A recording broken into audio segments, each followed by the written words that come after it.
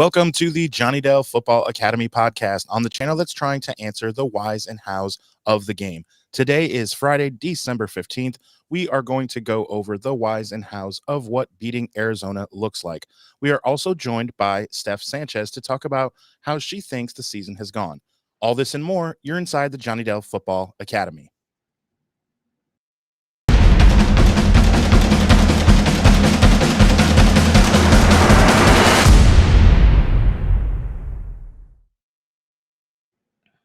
Hello again, Niner faithful, and welcome into the channel that answers the whys and hows of the game by talking through and dissecting game film and diving deeper to explain why the X's zig and the O's zag.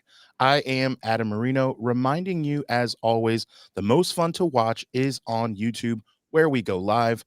There you can comment into the live show. Be sure to hit the notification bell so you can be part of the conversation. We also stream live on Facebook and X. Also, the audio versions are always found on the usual suspects, Spotify, Apple, wherever you get your podcasts. Now, if you are live with us in the chat, it's probably because you are subscribed and have hit the notification bell. So, when you are sharing with friends, other Niner faithful, your family, be sure to let them know, hit the notification bell. Also, if you're live with us, be sure to boost the algorithm, and that is by typing in hashtag JD49. If you would like to show some love to our wonderful guest, why don't you hit the hashtag Steph? Go ahead and hit the hashtag Steph to show some love. We welcome in Steph Sanchez. Thank you and good morning. How are you? Good morning, fellas. It's good to be back on. It's been a minute, right? And I know we're going to talk about a lot of the differences from the team since the last time we spoke. So I'm excited to get into it. It's a great time to be a 49ers fan right now. So just along for the ride.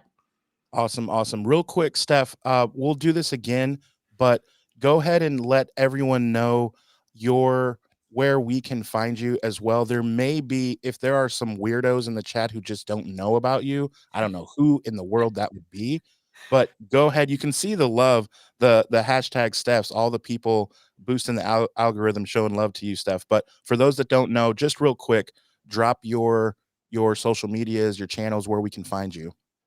Yeah, I mean, I have my own YouTube channel. I do my own podcast. My podcast is called 49 Carrots Podcast. You can find that the audio version wherever you get your podcast. And of course, my YouTube is where I usually stream live at Steph49K. That is also the username for my Twitter, Instagram, TikTok, wherever I share any content, Steph49K. Gotta have it. Love it. So, real quick, before we get into more stuff with Johnny, because he's getting antsy, I know he is. I want to I'm ask good. I'm personally. good. I want to ask personally, Steph, because I don't know. Can you give us the quick overview of how you got started and where your love for the Niners began? Yeah, I mean, my love for the Niners came from, I guess, being close with my brother and watching him love the 49ers and like all the Bay Area sports teams. But for some reason, like the 49ers just had I think, a bigger hold on him than any of the other teams. And so I kind of gravitated to that naturally. And so I started watching, I don't know, I was maybe like, 12-ish or something like that. And quite frankly, the 49ers were bad during that time. So I guess it might have been a good time to come in, show that I'm faithful. But yeah, I've seen this team like grow and went through the hardball years, the lull that happened after that, and now we're in some really great times. So it's been awesome to see, but I'm still waiting to witness my first Super Bowl. Wow, awesome. So Win, I'm I should say, curious. win. Yeah. So I'm curious That that. makes me feel old, Steph. Yeah, me too. Like what? Because I was 10 years old watching the 49ers win their fifth Super Bowl. I was And like 13. I I had was bet my 3. entire piggy bank on the NFC Championship game with a friend of mine who was a Dallas Cowboys fan in the fourth grade. So like yeah, I'm feeling a little old there when you say you're waiting for the 49ers to win their first Super Bowl. I'm like, dang. I was like, or in your alive. I lifetime. just I mean, wasn't. yeah. I just wasn't. Didn't Conscious. witness. Yeah. Yeah. Right. That's still, but still, like I remember so much of that '94 Super Bowl. Like it's just, yeah. I'm like, It's on dang, I'm mute. getting old, man. Like, yeah, that's why I wear the hat so nobody can see the gray hair. So what do you guys want to get into first? A lot has happened since you guys last talked. I don't even know where to start, Johnny. So I have to take a sidebar. And I told Steph about this and you, Adam. Shocker. I We're have to take shocked. a sidebar because I put together the notes this morning and then I hopped on X on Twitter right after that. And I saw a tweet. I had to respond. And then it got me so fired up that I've got to talk about it. I've got to, we're the channel. We talk about some of the whys and hows. And so I've got to show this You and had to we've got respond, to talk about guys. it You because had I to. think this is such a symptom of so much of the conversation happening around Brock Purdy. So first, we're gonna play this little video. Hopefully, everybody can kind of see this for the most part. I don't have my normal 2 screens for showing stuff like this because, well, I wasn't planning on doing this. But this is Benjamin Solak. I believe he works for the Ringer, and this is quick little video he put on Twitter about Brock Purdy, and this is some of This is just the things that happen. evil nonsense. Kyle Shanahan is a wizard, and he shouldn't be allowed in the league. Concept. George Kittle's running this like short post right here, and then Brandon Ayuk's going to run this dig. And initially, you want to throw one of those two kind of in the intermediate window. You're going to get pivot route out here. Christian McCaffrey's flat control. Deebo Samuel sits down on the curl. Deebo's supposed to pull this linebacker down, so that way you can throw Brandon Ayuk. What happens? Well, Bobby Wagner doesn't pull too far to Deebo, right? And we have this Jordan Brooks here, this drop-in linebacker with eyes and hips into that window. So if you want to throw this, you're clogged up, and this player can play on it. So I don't like this anymore. Purdy's eyes are on Kittle, right? Purdy says, okay, if you, Jordan Brooks, are going to open to the 3 receiver side, I'm going to throw this post in behind you, right? But the coverage here is actually really tight, right? This is good, tight coverage on Kittle. There's no window there. So Purdy's off it, right? He just resets in the pocket, one hitch, just dump this off to Deebo Samuel. Beautiful. Now, the line of scrimmage, you can see right there, was the 25-yard line. So this is a 2 air yards throw. Deebo's got it at 27. Pause the video and guess how many yards Deebo Samuel gets on this play.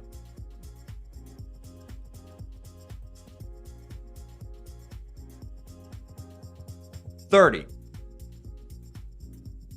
Nobody gets to do this, dude. No, this is so dumb. Okay. So, here's a problem I have with that, and just make sure everybody caught what was happening there. So he's talking about Purdy getting to a check down basically with Deebo Samuel, and how, now Deebo Samuel can take it 30 yards, and no quarterback in the league can do that, can just dump a check down and get 30 yards. And this is now used as a negative against Brock Purdy. Here's the problem I have with this, is that he's showing a 1 minute and 20-second clip on Twitter that is disingenuous to what actually happened in the game. So I had to pull the film on this, and I responded to him. I quote tweeted on Twitter, and I'm going to explain exactly what I talked about on Twitter here. So that was the 3rd time in the game that we ran this play. And this is why I don't like some of this stuff where people, because he's pulling a clip from the 4th quarter and talking about it in a vacuum. Well, this is the very first quarter. And what you're going to see is first watch, you're going to see Kyle Juszczyk's going to come in motion here. He comes in motion, and then you're going to see Christian McCaffrey kind of do this bump motion out wide, or kind of widen motion. And so they're running this same concept. Okay, down here, they're going to have Kittle on this little short curl. They're going to have Deebo on what's called a basic route. It's a 12 to 14-yard in route. And now Brandon Ayuk out here, I believe he runs an out route. But it's the same. Kyle calls this pull shallow. I've known this as what's called the sucker concept. A good example, everybody remember the catch 3? That was a very similar concept to this. They ran a short curl and then a post behind it. This is the same idea. You're running a short curl and a basic route in behind it. The idea is you're going to pull the underneath coverage and open up the space behind it. So Seattle here is in cover 3. So you have a deep middle third. You have a deep third out here, deep third.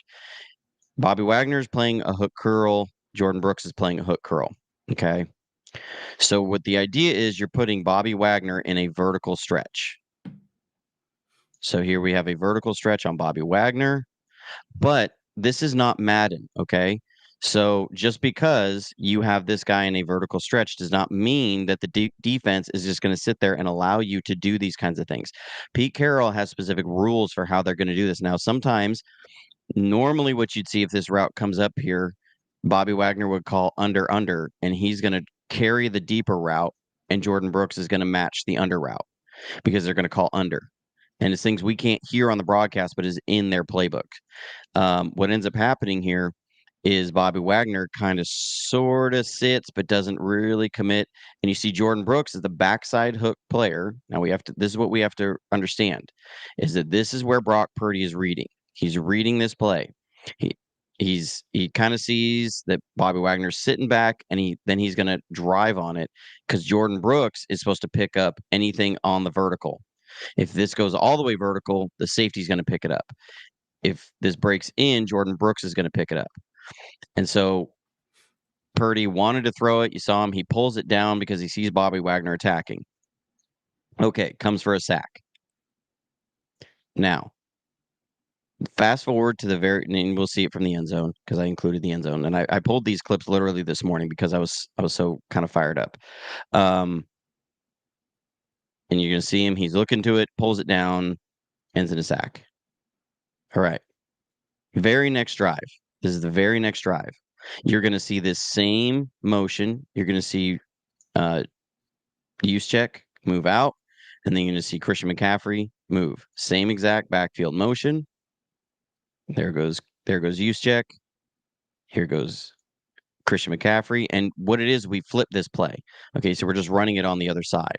So you're going to have Kittle's going to come up here, run this little curl sit, and you're going to have Debo on this basic route. And then now, instead of running Ayuk on a 10-yard out route, we're going to run him on what's called a widen hammer or widen post. So he's going to widen this route out, and then he's going to run a post route. And the reason why you're doing this is, again, because what did Seattle do the last drive with this same concept? How did they match it? They matched under and over. So now you go to the sideline and you see we had this spot, this void that was created by how Seattle was matching that route by the backside hook player. So you're seeing how that this is part of when Kyle talks about they talk about him scripting the first plays and what they're looking for. This is what they're looking for. And this is what would drive people so nuts about Jimmy Garoppolo throwing early game picks. Because when he would get those looks, he would try and jam that ball in there and he'd throw a pick and he put the team behind the 8 ball. Here, Brock Purdy pulls it down. He's avoiding that big negative on that first drive because guess what? You're going to be able to go to the sideline. Kyle Shanahan's going to be able to sit there with you. Brian Grease is going to sit there with you. We're going to look at what did they do to take away one of our staple plays, and now we can attack them against it. So, and again, they're showing too high here. All right, so they're showing too high. Brock Purdy, let's run this at a little bit slower speed. He's going to have to see this post snap. Once this comes out, boom. Now we're dropping down. We're in cover 3 buzz. So these safeties are rotating, and you're in cover 3. Same coverage, same rules for the defensive players, but different players in different spots. So now you have Jamal Adams in the backside hook curl. So again, we're running this basic. We're running a short curl. So Purdy is looking this way. Why? Because he knows, according to how Seattle's game plan for this play, for this concept, based upon the previous series, that Jamal Adams is going to match this basic route. And Bobby Wagner is going to match the short curl. And so he looks over here and watch Jamal Adams here. He's going to, oh, there he goes. See, he's starting to shift. Because that's what he's looking for. That's what Purdy is looking for. He's not necessarily saying, I'm guessing this is going to be there. Once he sees Jamal Adams drift that way, now he's looking to Ayuk. Because now you have this void created. And there he's in the throwing motion. And watch how early he's going to throw this ball. This ball comes out here, I believe it's either the 38 or the 42. Is where it comes out in. So he's throwing it way early, super anticipation. Yeah, it's 36. Big anticipation into that window. Okay, that's awesome. You saw it ran this play earlier. You came back the next drive. Now you saw how they matched it. and now you're going to take advantage. And you're going to see Brock Purdy's eyes. He's going to look to his left. He's going to see Jamal Adams come over here, and then he's going to, boom, hit the pass on this backside. I love it. This is what is so great about this offense with Brock Purdy. He's looking left, then boom, Jamal Adams goes over there. Or sorry, Julian Love, not Jamal Adams. But now, this is the play in the fourth quarter. We're going to start out with this McCaffrey motion, and you get Love come down. So they've declared cover 3, and you're going to run this same concept. You're going to take Debo. You're going to run him on a short curl. You're going to run Ayuk on this in route. And now you're going to take Kittle, and you're going to run him on the widened hammer or the backside post. Okay, so how did Seattle play this last time? Again, they had a hook, they matched, and they matched. And so you had this throw right here. Well, now Seattle's gone to the sideline. They've talked about how they're going to play this in the future because we just got burned for a big chunk gain. So now as Brock Purdy drops back, who's he reading? This guy. Why? Because he's trying to see, is he coming up here to match this the same way? So he sees he is. He's shaded towards this way like they showed earlier, but he never commits. And he looks over to Kittle, and Kittle now this backside corner is waiting on that widen hammer route. They've seen it. So he pulls off of it, and he sees, okay, Bobby Wagner's drifted back, and now he's going to check it down. Kyle Shanahan offered this play as his favorite play of the day from Brock Purdy because he got to the right answer, and it was a big explosive.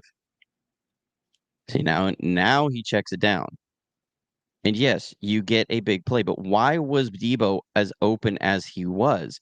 Again, because of the previous plays that had happened and how Brock Purdy had played that. Is that this was not the first time Seattle saw this. And you're not seeing that Brock Purdy is just guessing. We've had that times in the past where this route was open the first time. And so now we're just going to throw this again because it was there and we get the same coverage. He's not guessing on what the coverage is doing. He's not saying, well, they did this last time. I'm just going to jam this ball in here and throw a pick to Jordan Brooks or the corner. He's reading the defense as they're playing it each play. People do not understand how big of a deal that is. So often, quarterbacks, if they see this stuff, are going to be just operating as this is what happened last time. I'm going to make the same throw. I look off the same way, and I make the same throw. You do not see that with Brock Purdy. So this whole idea that him throwing a small check down and this being something that no other quarterback in the league gets away with because he's able to do it and get an explosive play. And so it's ridiculous that we're even talking about him in the MVP race or anything like that is insane to me. And I hate that we're talking about play in a vacuum because this was not the first time we ran that play against that coverage. So that's why I'm a little fired up. And so I'll hand it over to you guys. I need to get a drink of coffee. Steph, what do you say to that? I mean, I think that was an awesome breakdown as Johnny does very often and tells us the in and outs of the play. I do feel like a lot of these guys that are trying to maybe discredit Brock Purdy, and they say, like, I'm not trying to discredit. I mean, you kind of are when you show these plays, again, in a vacuum with no context. You're cherry picking which play. And out of all the plays that were there in this game that Brock made that were great and that showed how good of a quarterback he is, he chose the check down. And I mean, Kyle did say that was his favorite play of the day from Brock, but it was because of the context that was missed in Benjamin's breakdown there. I do like Benjamin, and I do like his analysis of the game and all that. He's a very bright dude. But and I don't mean that as a big slight on Benjamin.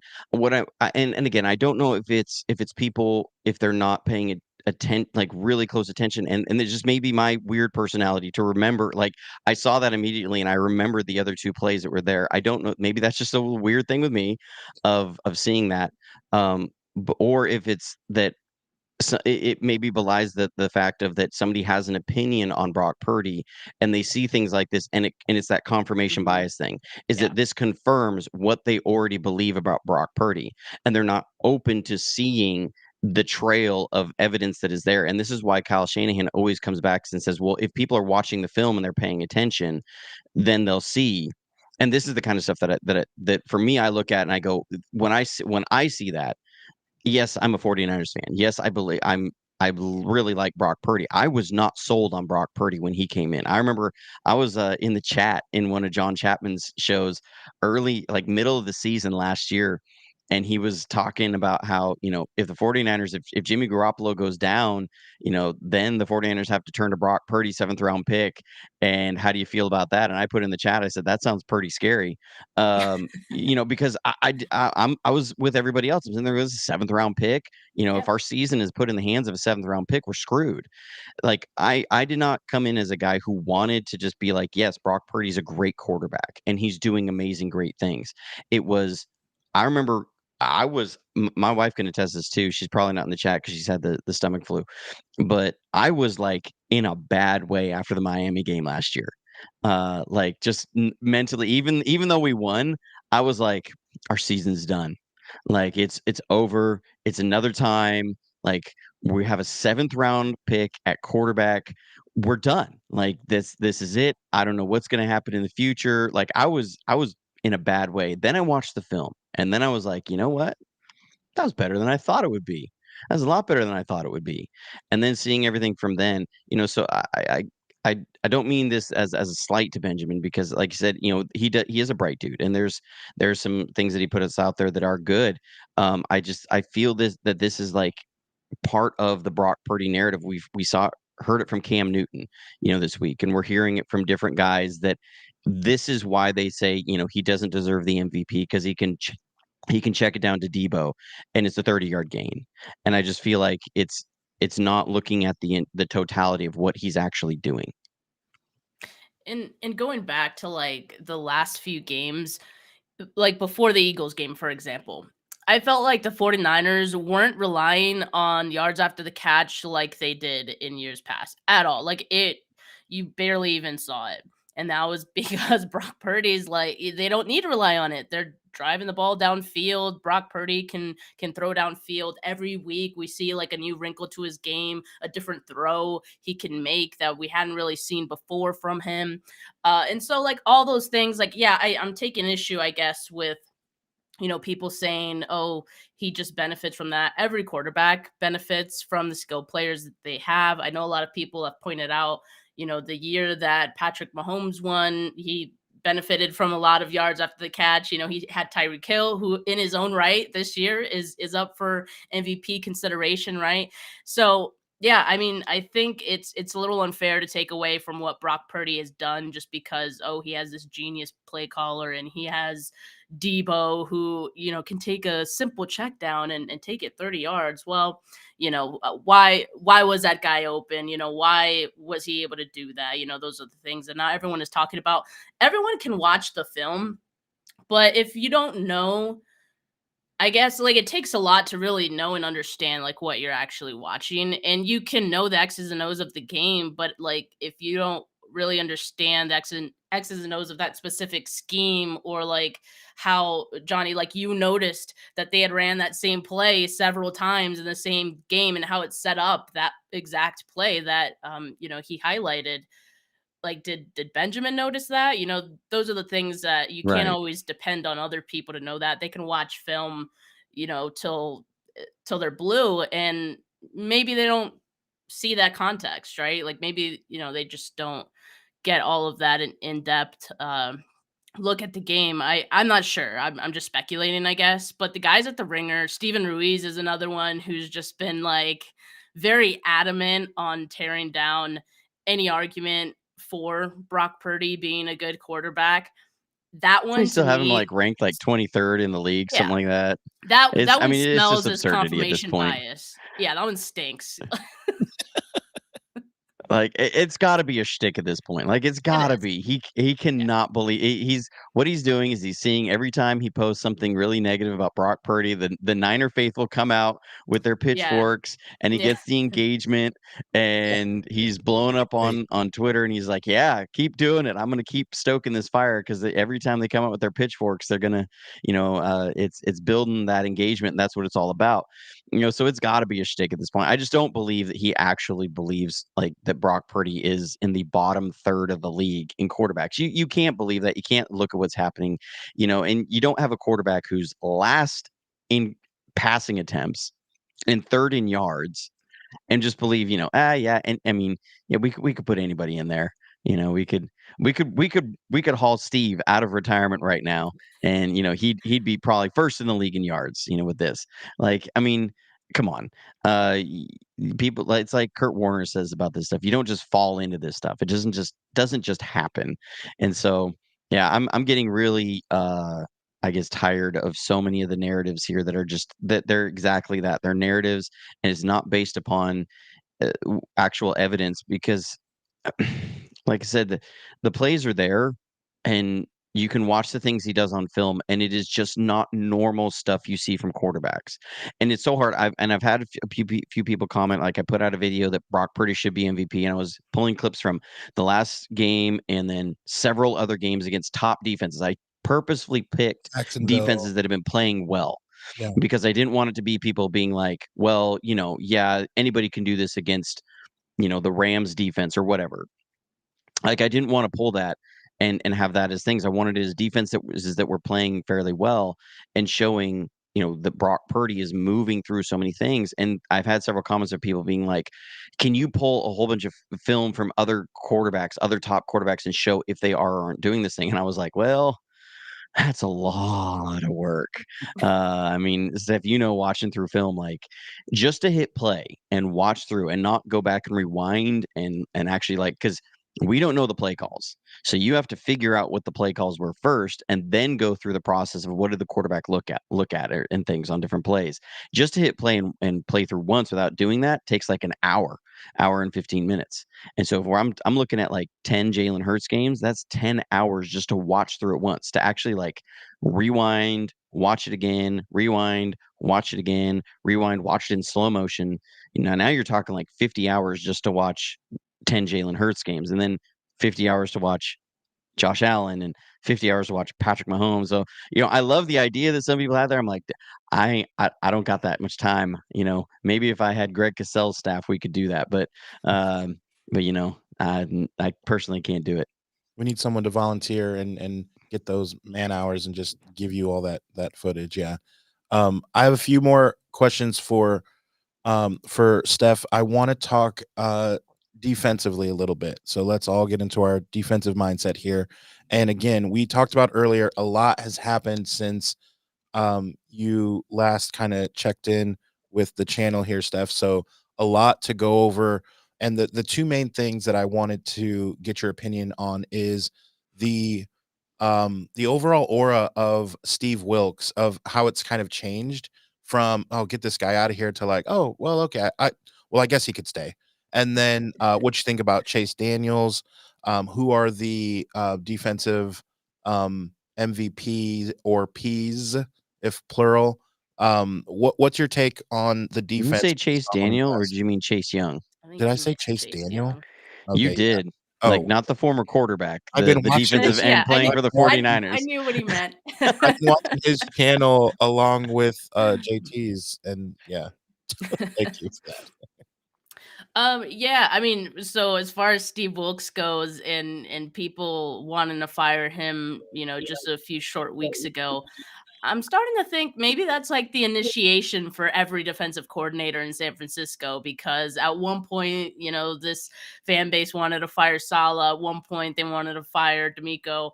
And so I think we just all have to practice some patience with these guys, especially I think Steve Wilks, knowing that he wasn't in the building, the past few years, right? I think there was a bit of a learning curve, a bit of an adjustment for him, getting to know his players and all that. Of course, like that bye week really seemed to help and get them to reset, what was wrong during that time. I mean, getting Chase Young definitely did help. We'll talk about that in a bit, but yeah, I was one who kind of discounted the impact of Steve Wilks being on the sideline, because I was like, there's just no way like that's really going to make any difference. And maybe it doesn't make a big difference in the grander scheme of things, but I do think the players really love having their defensive coordinator on the sideline.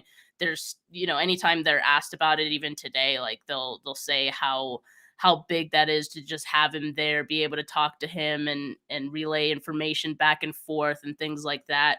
So I think it's kind of, the defense was used to that, and maybe they, to an extent, it helped them function a little bit better in game. And so I like that. And ever since Wilkes said, I'm sort of built for this in one of his pressers, I mean, it's been a completely different defense. He stood on business. That's the phrase of the past 2 weeks for this team. They stood on business. So Steve Wilkes definitely been part of that. I've been a fan of the adjustments that he's made. I think he has the secondary playing at a really high level. You see Ambry Thomas, looking great this year. Early in the season, like, I would not have wanted to see Ambry on the field. I thought even him being a backup, that's too close to him potentially being on the field. But look at him, like, he's playing some great football. And I think one of the issues when, during the losing streak and during like the first half of the season, all too often, the front was disconnected from the back and all that. Like that's what a lot of people were saying. And you kind of see it, right? Like now they're playing more cohesive as a unit. And I mean, you've seen the numbers they've been kind of putting up, right? Or limiting offenses from putting up. And so I got to give credit to Wilkes on that. Now, the addition of Chase Young, I believe, of course, gave this defense a spark. I think it gave Nick Bosa a spark, knowing he has one of his buddies on his team.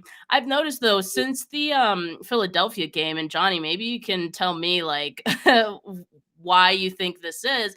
I've noticed that Chase Young has now been, like, kind of relegated to just a passing down only kind of guy.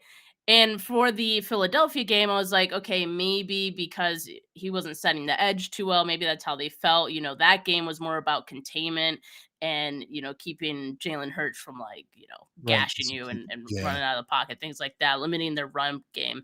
So I don't know if I thought maybe it was just game specific, but we kind of saw that again this past week, and we're seeing a lot more of Randy Gregory out there, who has been playing pretty well. But Johnny, like, why do you think that is, that, we're kind of seeing him just be there on, like, the third obvious passing downs? So what I've generally noticed is that they're using him in a way that they're going to keep one of him or Bosa on the field at all times. So, like, he's coming in sometimes with that second wave defensive line so that he's out there, and it'll be like him and a mix of either Randy Gregory or Cleveland Farrell. And then Bosa's out there and it's going to be Cleveland Farrell or Randy Gregory. So that the rotation hasn't been like all second wave, all first wave, because that's generally how we've been for like the last 3 years, is that they would have the starting defensive line and you would see all those guys, and then the next series would start, like they would do 2 series, and then the third series you would see the second wave defensive line out there for the entire series, and then the next series coming, you'd have your starters again, 2 series, and then they're out. So the backup defensive line was all going to get an entire series about twice a game, 2 to 3 times a game. What I'm seeing now is that they're much more comfortable rotating multiple guys in. It's not as static. Now, some of that is injury, but you're seeing that sometimes I've seen Randy Gregory and Cleveland Farrell out there and Bosa and Young on the sideline, and I think what they're doing now is that they feel like any one of these 4 guys can win. And any one of these 4 guys can set the edge, and any one of these 4 guys can do what we're asking them to do.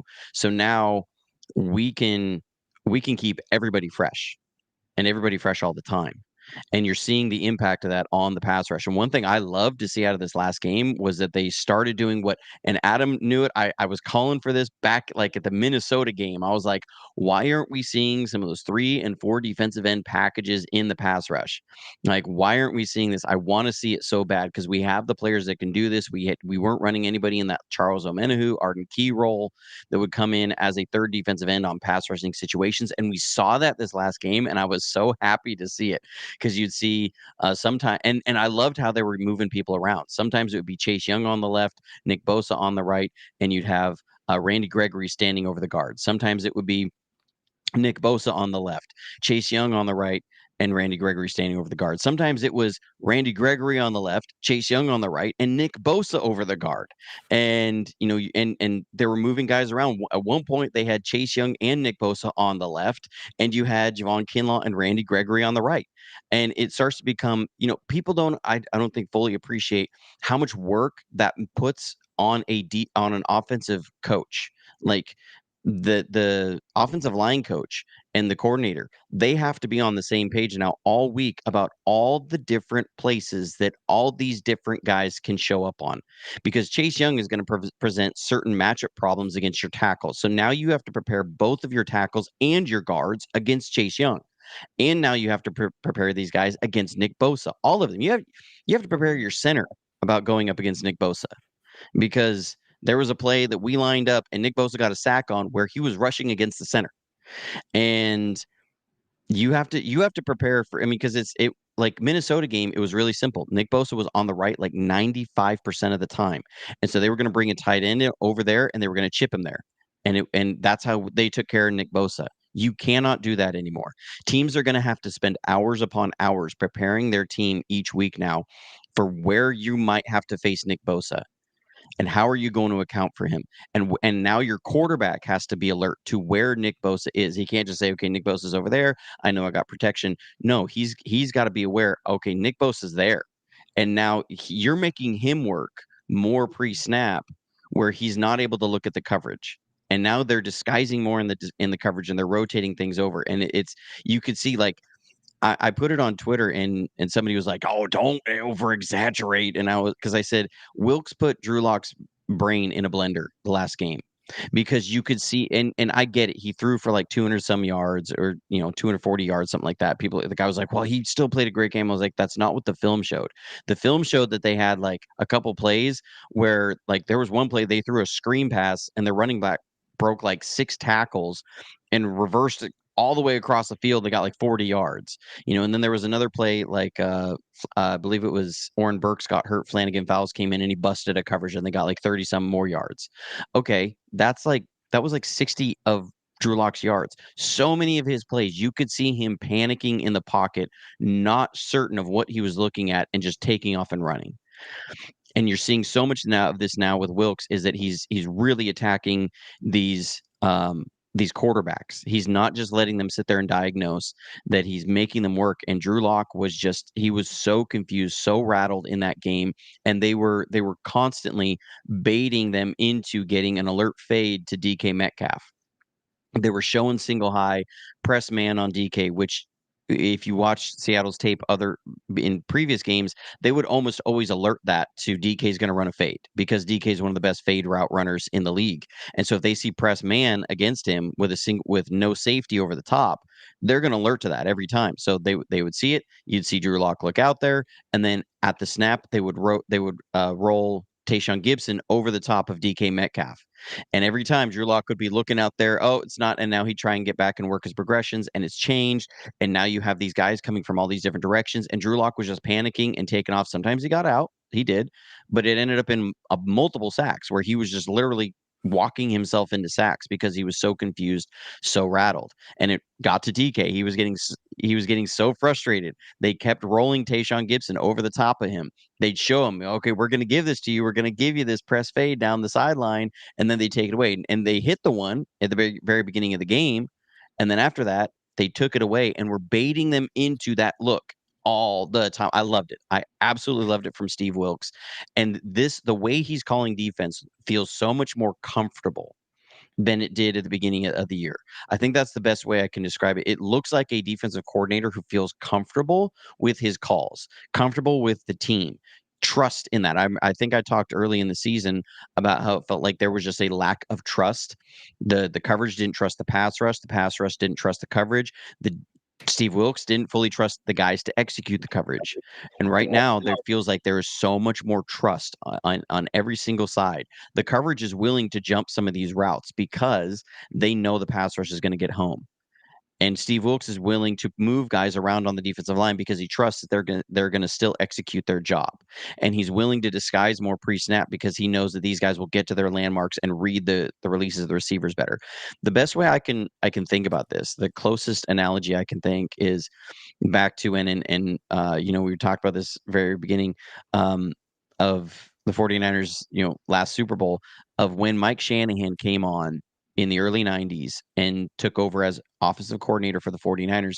He had his own system, but he came in and he had to learn the West Coast offense system. He had to go back and watch Bill Walsh's tapes and Mike Holmgren's tapes and learn the offensive system and then try and run it himself. And we had Jesse on the show, Jesse Zapolo, and he kind of talked about that by that second year, Mike started adding his own flavors to it, and it really started to take off. And you look at that first year under Mike Shanahan, it was good. It wasn't 1994, and this starts to feel like that Steve Wilkes is coming in and he's trying to learn the 49ers defensive system, and he's got to get comfortable in exactly what they do. And now he's starting to add his own flavors to it. We're running some coverages that I didn't see before, that now we're running, that were stuff I saw Steve Wilkes run when he was in Arizona, that he ran against like Jimmy when we were in Arizona, or when he was in Arizona, that I'm seeing him run now. And I'm like, hey, I remember that coverage. It's a Fangio coverage.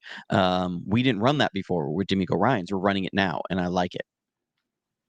Yeah, it's been awesome to see. I do have to sound the bell. We do have from one of our Niner faithful, Lisa says, "Good morning, guys. It is so early in California," which reminds me that I do want to take another moment to thank Steph for joining us, because she's also on the left coast, and so it is early. Mountain time, actually. Okay, An so hour ahead. okay, so you're Okay, not okay. as early. It's the latest for guys like me, as it is 11 a.m. now on the dot on the East Coast time zone. So again, thank you to Is Lisa. Indiana really East Coast, though? Well, it's East Coast time come zone. on. Now, what's funny is if I drive to the Midwest. left, about 45 minutes, I'm on Chicago time. So I am in a weird spot in Indiana.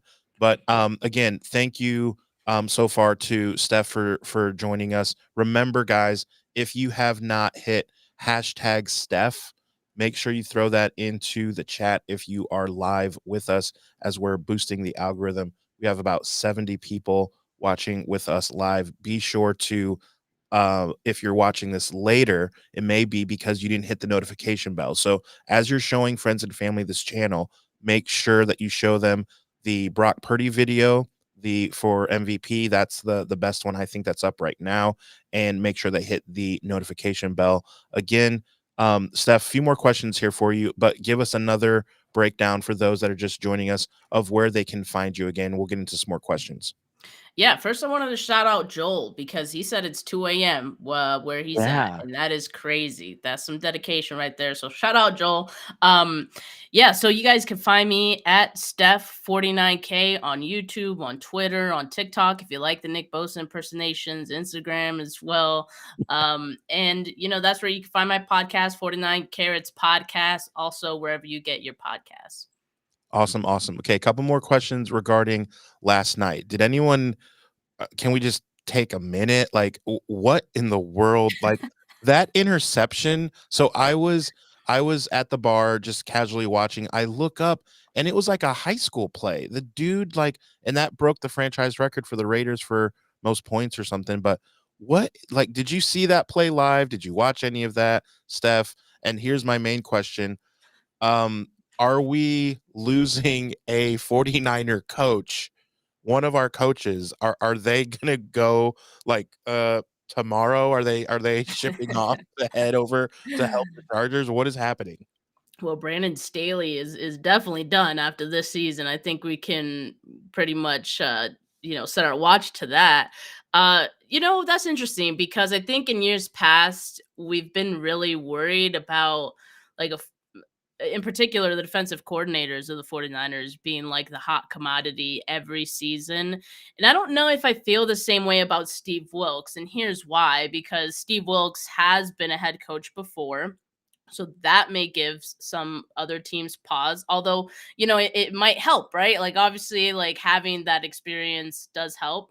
But at the same time, I think when you look at D'Amico, when you look at Salah, they were guys who everyone saw as like, oh, like up and coming, like, they were they were grew in the building, like of the 49ers. And I think along with the offense too, and all the guys who came up in that building and Kyle Shanahan's system as well, like these young guys who you can kind of see are the next big thing. I feel like it was the same way with Salah and D'Amico, right? And they really liked the way that the energy that they brought. Players love them.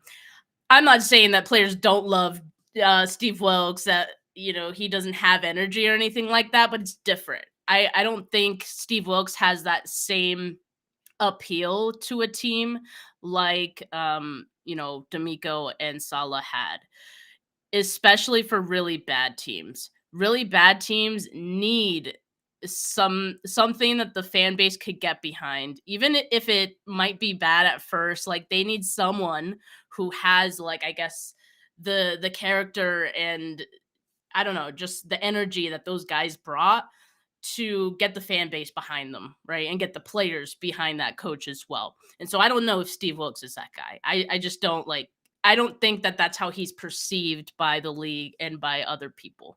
So because of that, I think the 49ers are going to be able to keep Steve Wilkes at least another year. Now, if he puts together another season like this, he'll probably get some nods, and he'll get some interviews and whatnot. He might still get interviews this season, this cycle too.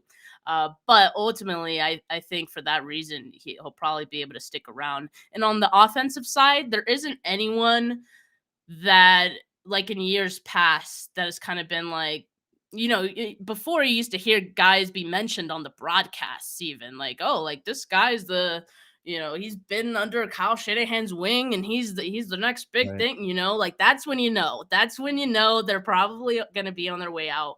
I really haven't heard too much of that this season, which is kind of surprising, honestly. But yeah, they don't. I think they're going to be okay this season. I don't think anyone's gonna leave. Joey Nichols says Clint Kubiak. Clint Kubiak, yeah. Yeah. Maybe next year. Yeah, I keep wanting to call him San Diego, but the Chargers, the situation there with the Chargers is fascinating. I don't know which side of the ball they're going to go for a head coach, because Brandon Staley was a defensive head coach. It was a defensive coach. He came in, and then they get Justin Herbert, and the idea is now you're going to pair this great quarterback with a really strong defensive system, and they've had so many issues this year. And almost none of them have been on the offensive side of the ball. They'd been able to still score points. They've been able to move the ball. And Justin Herbert had been playing really well, but their defense has been straight garbage.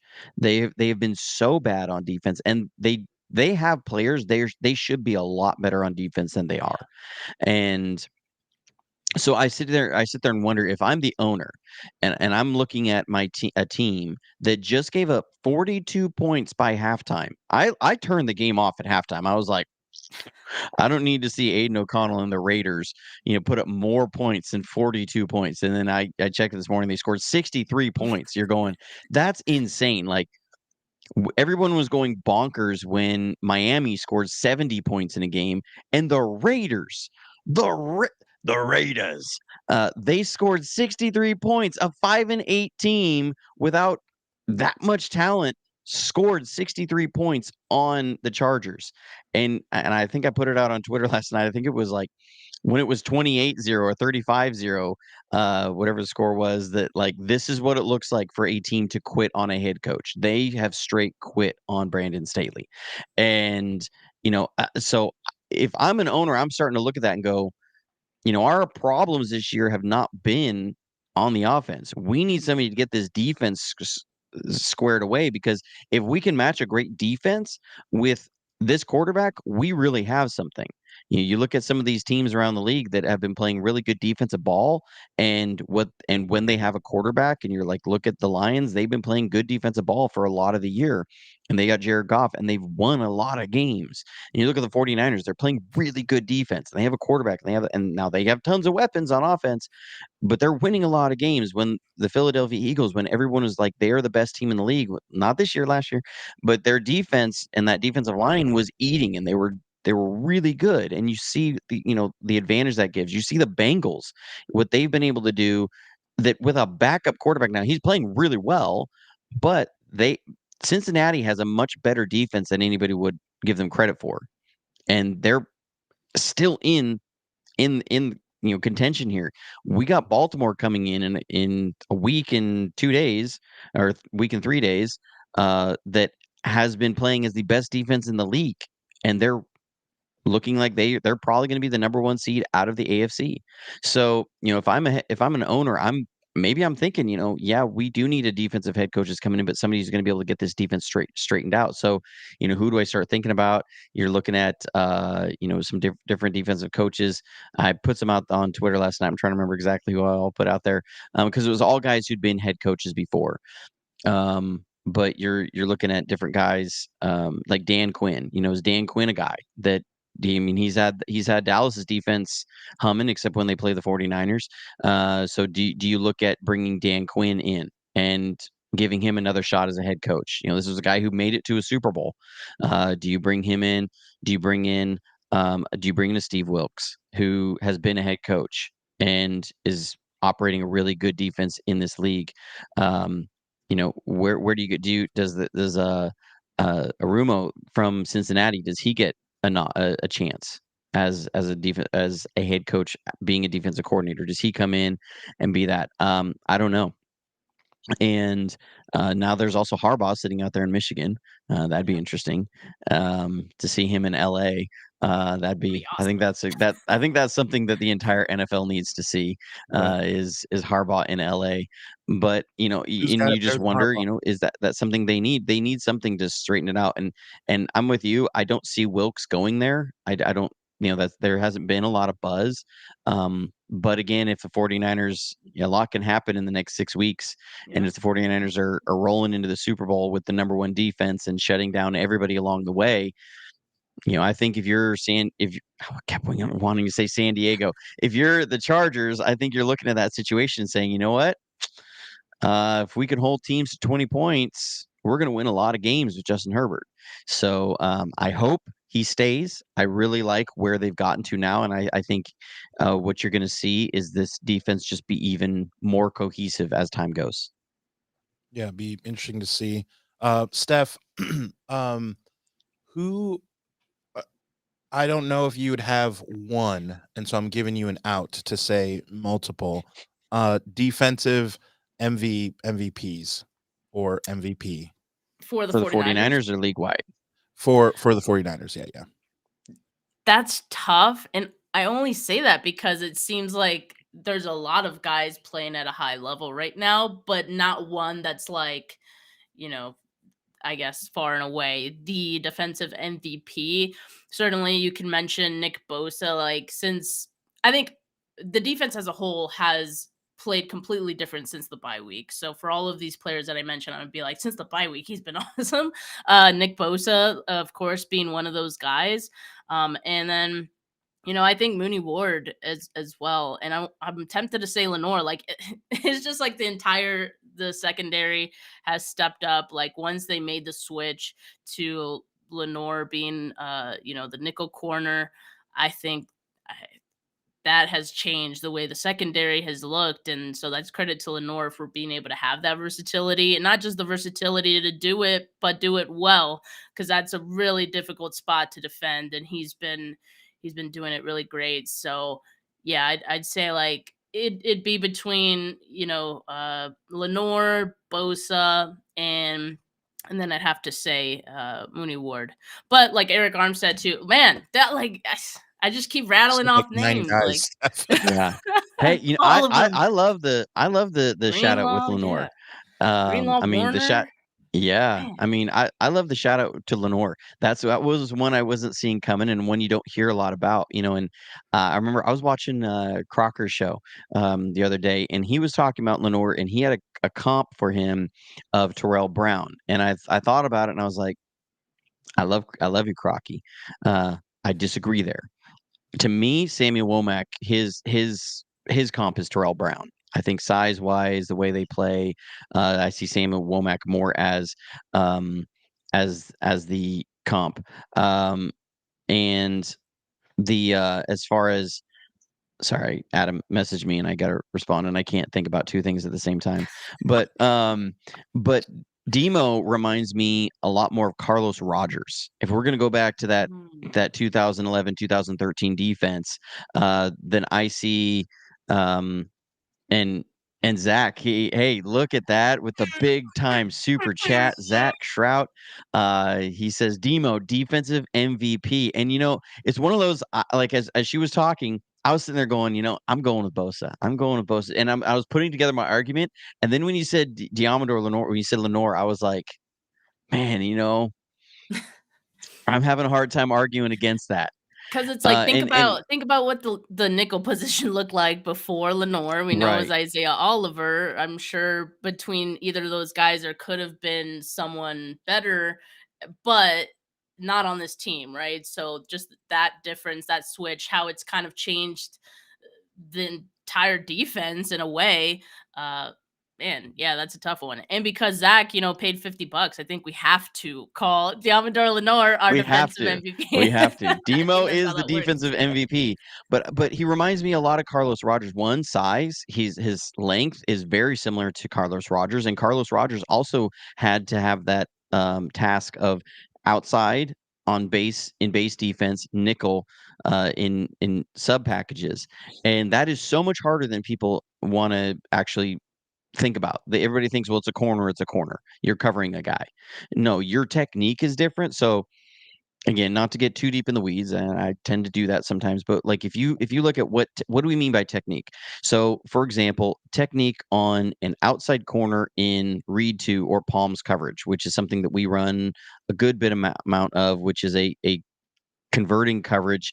It's cover 4 unless the number 2 receiver, that's why you call it read 2 sometimes, because reading the number 2, if he runs an out route at 5 yards or less, then it converts to cover 2 on that side of the field.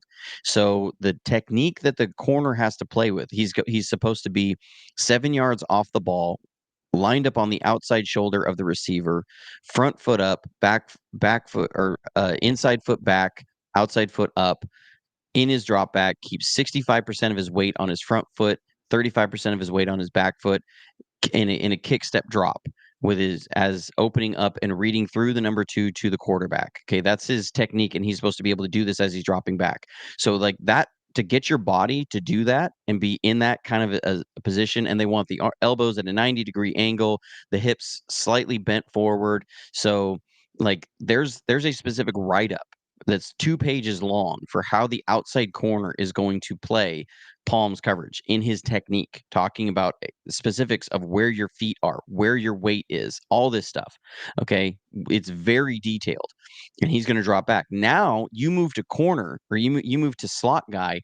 He is not in that same stance. He is not practicing that same stance. He's now got to be inside shoulder of the slot guy, head up on him, balance feet, weight 50-50 on each side, and he's got to be leaned farther forward, arms at a 90-degree in his drop back. Like the technique that you use just in your drop back is very different.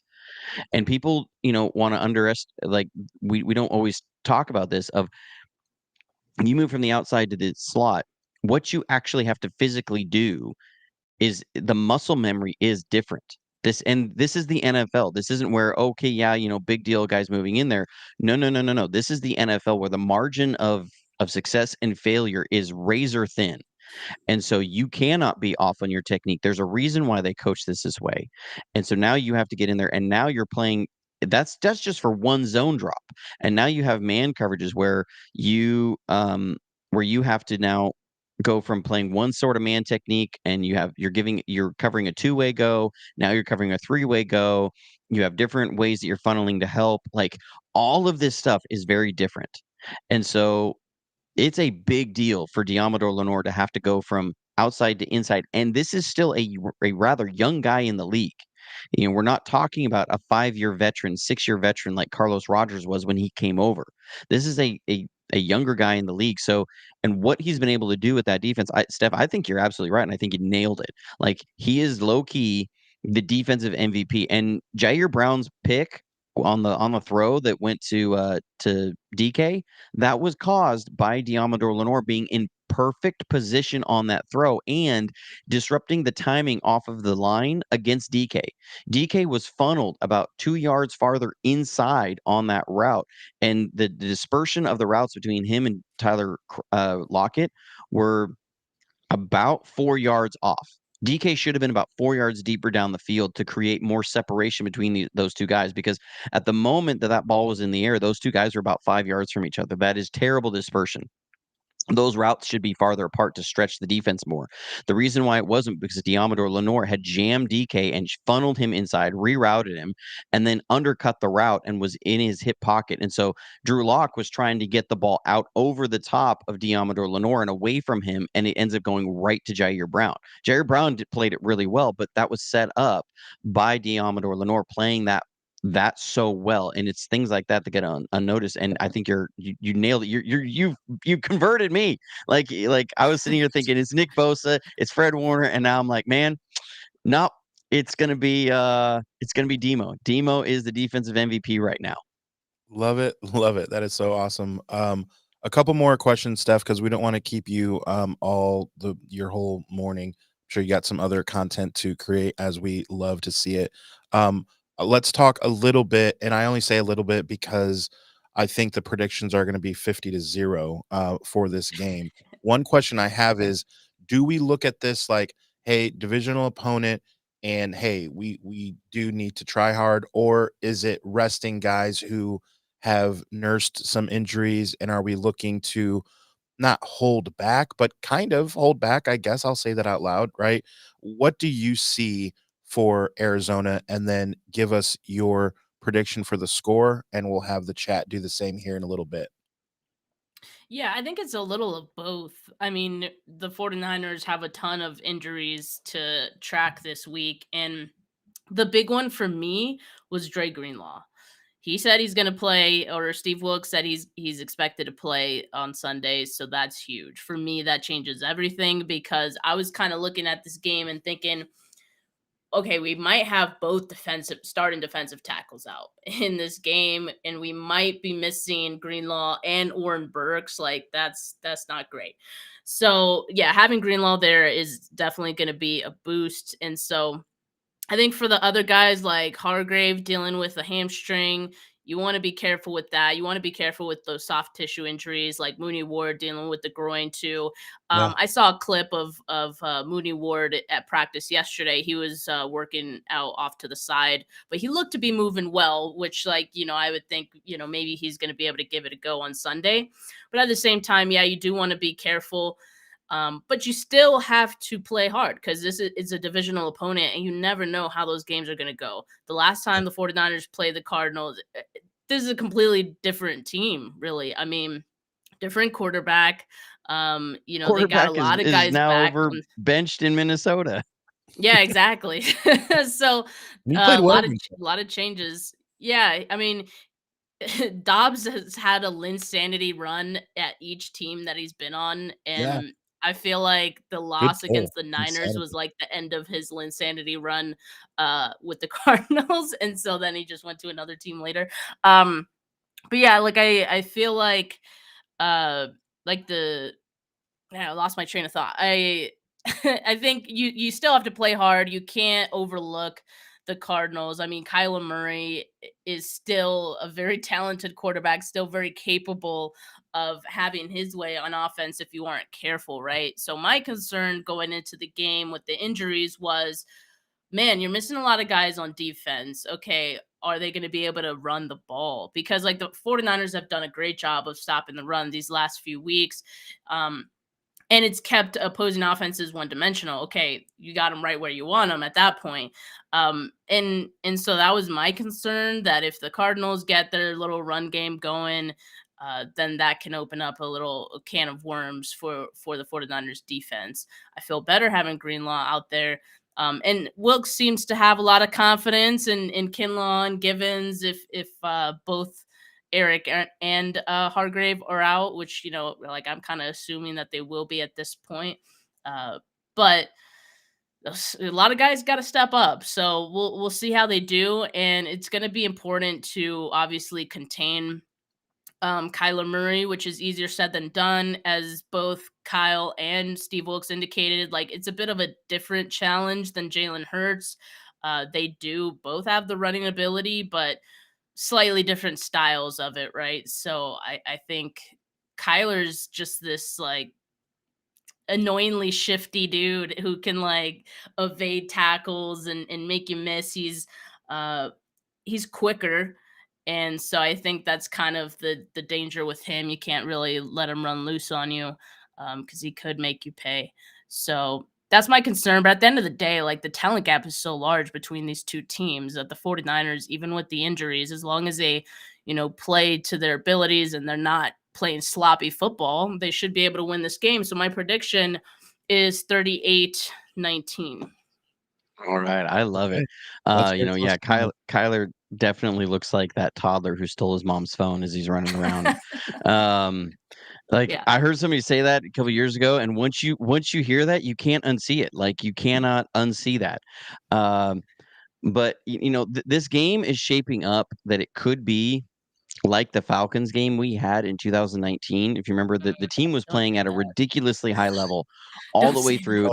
Then they got a bunch of injuries, and they were coming in against a team that was really struggling. Nobody was taking seriously. And next thing we knew, it was like near the end of the game, and we had a 3-point lead. And then Julio freaking Jones gets a score with like no time left on the clock, and they win the game. And and that's the only concern I have, is that you have these injuries piling up. But the difference that I feel like with this team right now is that the team then, you were starting to see holes being poked in their armor of that 49ers team. The offense was playing really well, but the defense was having a lot of struggles during that stretch. And like, it was setting up to where if the offense started to falter a little bit, that the defense could not really be relied upon at that point in the season. They had lost D Ford, and the defense completely changed. They started giving up like 29 points per game. People forget that about the back half of that 2019 year. They remember the first 7-8 games where we were dominating everybody, and the defensive line was just killing everybody. But the last like 7 games of that season, we gave up almost 29 points per game as a defense. They remember then, like the playoffs came around, and we got D Ford back, and the defense, we dominated the Packers, dominated the Vikings. But that defense was having issues during that stretch. And I don't feel like it's that same situation right now. This feels like the defense is having less holes poked in their armor now than they did at the beginning of the season. That the defense is not, being at a point where people are starting to figure out what they're doing. It's actually, the defense is starting to figure out what everybody else is doing. And so that's where I feel a lot better about this game. I do want to thank Lisa again for the super chat. She says, off topic, those not from California, what made you a 49ers fan? So let us know in the chat, what made you a 49ers fan if you're not from California? I've told this a few times. It was my mom. My mom grew up in Oakland. She was not going to be a Raiders fan, and she used to go to games at old Kezar Stadium. So the 49ers game, her dad would take her to games at Kezar. And so yeah, she grew up a 49ers fan. I then grew up as a 49ers fan, and in the 80s and 90s, and never looked back. But yeah, this game, I'm thinking the hard part is, Gannon's defense has the potential of the way they're playing to play well. But I also look back at, they played pretty well when we played them last time, and Brock Purdy still set the franchise record for completion percentage in a game, where he only had 1 incomplete pass. I mean, it's rare that you actually watch tape and go, I don't think the Cardinals played that bad on defense, and our quarterback only had 1 incompletion. I just think and it kind of goes back to last year's NFC Championship game, why the 49ers felt so confident going into that game that they would have won if Brock Purdy was there, because Kyle's system lends really well to attacking what Jonathan Gannon does as a defense. And so, it's not always in that Arizona just doesn't even have the players. The system there does not match up really, really well against what Kyle Shanahan does. So even if they play above, punch above their weight, I don't see them actually slowing the 49ers down. I'm thinking 35 to, let's go with 13. I think they score 1 touchdown, get 2 field goals. That's what I'm thinking. We're all pretty close. I in the chat said 35-17. I am exempt from my 49ers story as I was born in San Jose, so I am from California.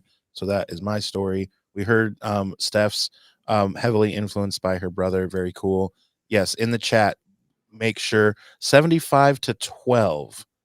49. Yeah, that's a bold prediction there. Yeah. 49er holic. I would almost call that a homer take, but I Man, don't know. yeah, I mean, maybe just not. maybe slightly. Oh, He also could be a closet Cardinals fan, and he's just being a realist. Yeah, 49er holic. Yeah. As JohnnyDel says, she's married into being a 49er fan over Oh, she here. is in the chat. Good for her. Yeah. Hope you're feeling better, Don. We heard you were- It's not been good. The stomach bug has been going around the house. My daughter had it first, now the wifey had it. It was a long night for all of us. Yeah. So one more time, guys, remember to as Johnny gets the link ready for the shirts, I always like sneak that on him and he's like, "Oh yeah." I will let you guys know. Remember, if you are watching us live on YouTube, it is probably because you've hit the notification bell. So make sure as you're showing friends, go up to strangers wearing Niner gear, show them the channel, show them Steph's channel, and say, "Hey, I got some really good content for you guys to watch if you haven't seen this." Hopefully they say, "Oh yeah, we're big fans and we've already ordered shirts." As the link is in the notes there for our gear. Johnny is wearing his black number today, the XOXO I love, and then it's the X's and O's as we go through the whys and hows of the game.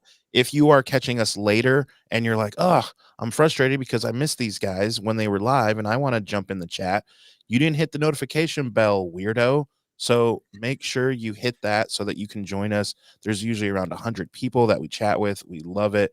Steph, again, thank you so much for being here. One last time, give all the details of where we can find you. And guys, pay attention and make sure that you subscribe and follow Steph and give her all the love as well as we give you the love. Steph, thank you so much. This was awesome. It went by so fast. I feel like we could go another hour, but we won't keep you. I appreciate you guys as always. This has been fun.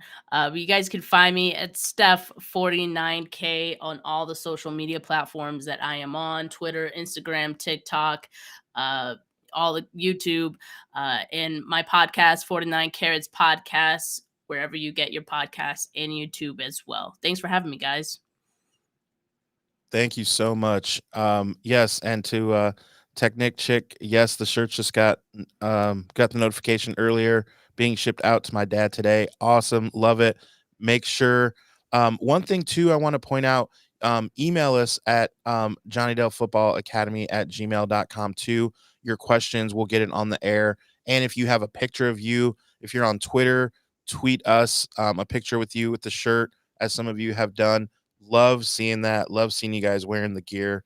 Very cool. So for Steph and Johnny, I am Adam Marino. Thank you guys so much, faithful, for joining us.